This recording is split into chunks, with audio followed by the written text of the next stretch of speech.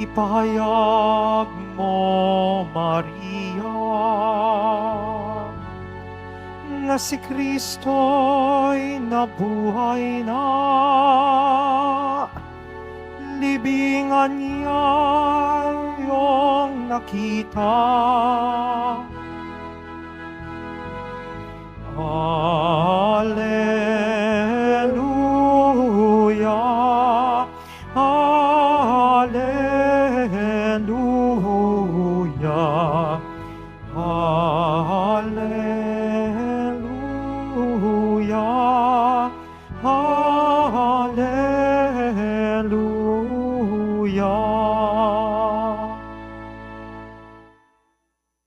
Sumainyo ang Panginoon. At sumayo rin. Ang mabuting balita ng Panginoon ayon kay San Juan. Papuri sa iyo, Panginoon. Madilim-dilim pa ng araw ng linggo, naparoon na si Maria Magdalena sa libingan. Naratnan niyang naalis na ang batong panakip sa pinto ng libingan. Dahil dito, patakbo siyang pumunta kay Simon Pedro at sa alagad na mahal ni Jesus at sinabi sa kanila, "Kinuha sa libingan ng Panginoon at hindi namin alam kung saan dinala." Si Maria'y nakatayong umiyak sa labas ng libingan. Yumuko siya at tumingin sa loob. May nakita siyang dalawang anghel na nakaupo sa pinaglagyan ng bangkay ni Jesus. Ang isa'y sa gawing ulunan at ang isa namay sa paanan. Tinanong nila si Maria, "Ale, bakit kayo umiiyak?" Sumagot siya, "Kinuha po nila ang aking Panginoon at hindi ko alam kung saan dinala." Lumingon siya pagkasabi nito at nakita niya si Jesus na nakatayo roon. Ngunit hindi niya nakilalang si Jesus iyon.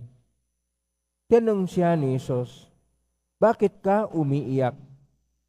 Sino ang hinahanap mo?" Akala ni Maria'y siya ang tagapag-alaga ng halamanan. Kahit sinabi niya, "Ginoo, kung kayo po ang kumuha sa kanya, ituro ninyo sa akin kung saan ninyo dinala at kukunin ko." "Maria," ani ni Jesus. Umarap siya sa kanyang sinabi, "Rabuni," ibig sabihin, "Guro, huwag mo akong hawakan, sapagkat hindi pa ako nakapupunta sa Ama," wika ni Jesus. "Sa halip, pumunta ka sa aking mga kapatid at sabihin mo, aakyat ako sa aking Ama at inyong Ama, sa aking Diyos at inyong Diyos." Kaya't si Maria Magdalena ay pumunta sa mga alagad at sinabi, "Nakita ko ang Panginoon." At tuloy sinabi sa kanila ang bilin ni Jesus. Ang mabuting balita ng Panginoon. Pinupuri ka namin, Panginoong Heso Kristo. Magsipo muna po ang lahat. Isang mapagpalang araw po sa inyong lahat. Purihin po natin ang ating pong Isus Nazareno. Ngayon, 22 ng Hulyo ay kapistahan ni Santa Maria Magdalena.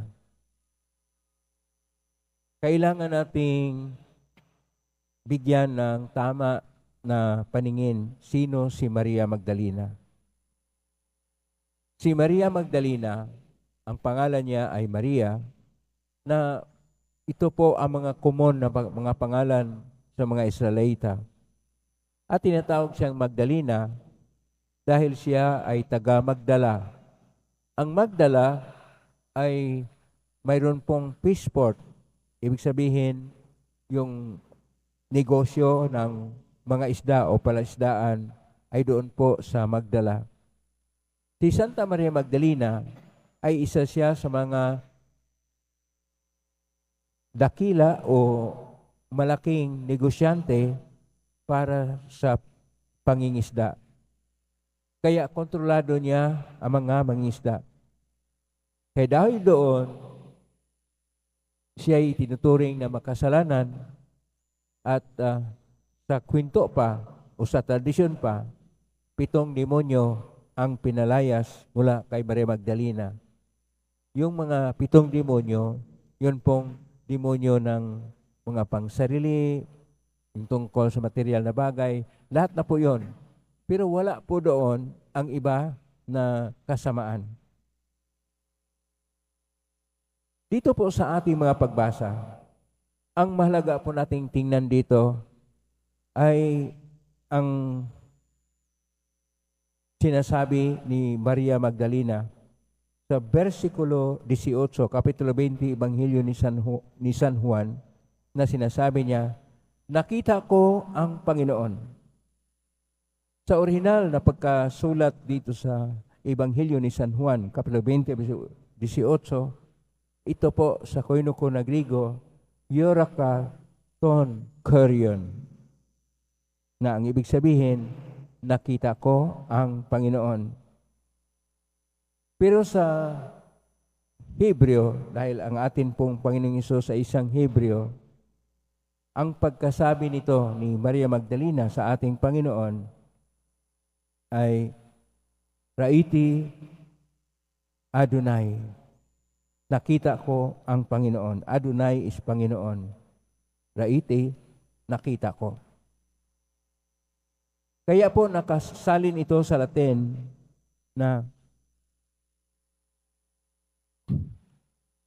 Vidi Dominus. Nakita ko ang Panginoon. Pagtingnan po natin sa ating unang pagbasa sa Aklat ng mga Awit ni Solomon, Kapitulo 3, verso 4, itong nakita, una sumpungan, ay naroon din.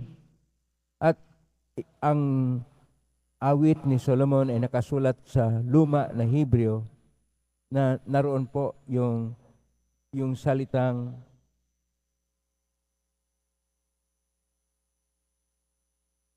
Raiti na sa luma na Hebreo ay Seminit.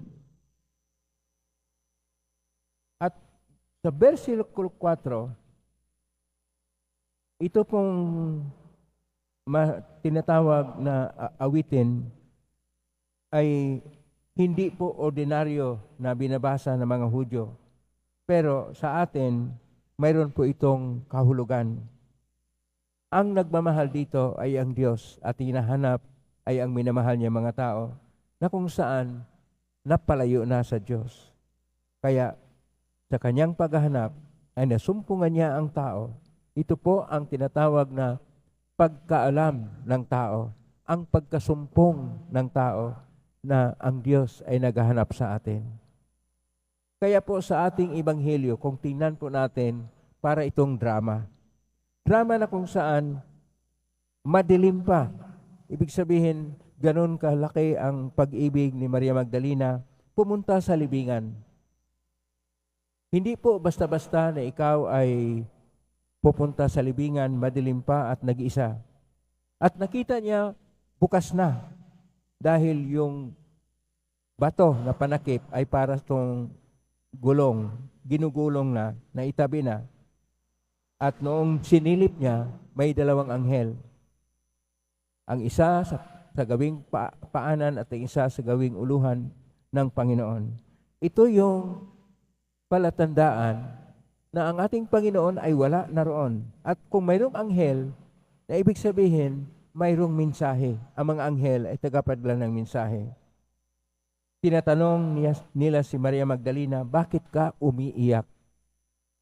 Ganun din ang tanong ng ating Panginoong Hesus sa kanya. Ali, bakit ka umiiyak? Ang laging sagot ni Maria Magdalena, kinuha nila ang Panginoong Hesus. Hindi po ito tama, pero ang ibig sabihin dito, kinuha ang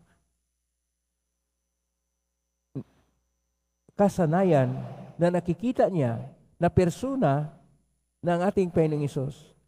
Kung minsan mayroon tayong kasanayan ng debosyon. Halimbawa, ganito ang ating pagtingin sa ating Pong Hesus Nazareno. At yun yung imahin sa Kanya. Para sa atin, itim ang Kanyang kulay. Para sa iba, puti ang kulay. Tapos bigla ka, ba't na iba ang kulay? Itong tinatawag na kasanayan, at kung mawala na, kung minsan masabi na kinuha nila. Kung minsan ang ating larawan o dili kaya ang mga tanda o mga imahin na ating ginagamit para sa ating debosyon ay mayroon tayong tinatawag na attachment. Na kung gusto natin, yun lang. Pero tinuturuan tayo na hindi dapat ganyan.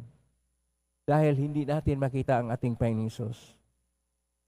Bakit nakilala na ni Santa Maria Magdalena ang ating Panginoon? Dahil nung una, akala ni Maria Magdalena, tagabantay lang doon sa libingan o isang hardinero. Dahil nabanggit ang pangalan ni Maria Magdalena. Sabi ng ating Panginoon, Maria. At saka sumagot si Maria Magdalena, Rabuni. Rabuni, ibig sabihin, dakilang master. Ang Rabbi, ordinaryo na master. Ang sinasabi dito, Rabuni, dakilang master. Gusto sana ni Maria Magdalena hawakan ang ating Panginoon. Pero sinasabi ng ating Panginoon sa versikulo 17, huwag mo akong hawakan sapagkat hindi pa ako nakapupunta sa Ama. Bakit ayaw ng ating Panginoon Hesus na hawakan siya? Samantala sinasabi niya kay Tomas, narito ang aking kamay. Narito ang aking tagiliran. Ilagay mo ang iyong daliri sa aking kamay. Hinayaan ng ating Panginoong Hesus si Tomas na hahawak sa kanya. Samantala, ayaw niya kay Maria Magdalena. Ito po ay makahulugan.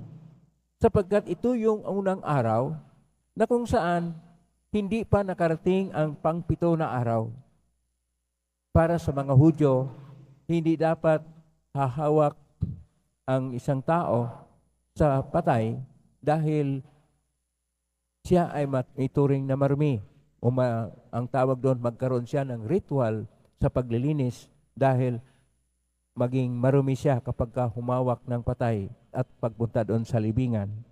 Hindi rin makahawak si Maria Magdalena sa ating Panginoong Hesus upang hindi rin marumihan ang ating Panginoon sapagkat naroon siya sa libingan. Ang libingan ay tinuturing na marumi. Maging marumi rin ang ating Panginoon. Kaya sabi niya, huwag mo akong hawakan. Pero si Tomas ay pang-8 araw na. Noong pang-8 araw na tapos na ang tinatawag na perfect number sa mga Hudyo. Kaya hinayaan ng ating Panginoon na hawakan ang kamay ng ating Panginoon na mayroong butas sa pagkapako niya. Itong ating madrama na Ebanghelyo ngayon na mayroong conclusion sa versikulo 18, kapitulo 20, Ebanghelyo ni San Juan. Nakita ko ang Panginoon. Ito rin ang pinaka-conclusion sa ating buhay. Na makita natin ang ating Panginoon, masumpungan natin siya, makilala natin siya, at siya na ang bahagi ng ating buhay. Lagi nating hinahanap ang Panginoon. Pero kung minsan, dahil sa ating kakaiba na paningin, sa ating kakaiba na mga devotional na mga paraan, o dili kaya isang tradisyon na ganito ang ating pagtingin, hindi natin makikilala ang ating Panginoon na dapat makilala natin ang ating Panginoon sa ating kapwa-tao. Dahil sinasabi niya, Ebanghelyo ni San Mateo, kapitulo 25, verso 40 na kung ano ang ginagawa nyo sa mga kapatid ko, ay sa akin ginagawa.